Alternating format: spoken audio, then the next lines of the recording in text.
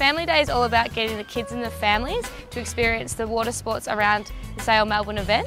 On-show activities include jumping castles, face painting, colouring competitions, sandcastle competitions, so there's lots of fun for all the kids to have.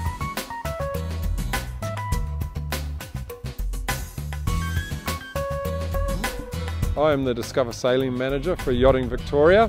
Over this week we've got 500 primary and secondary school children coming through, and the idea is to leverage off Sail Melbourne and the Sailing World Cup and introduce the sport of sailing and also water safety and awareness to a wide range of school-age children.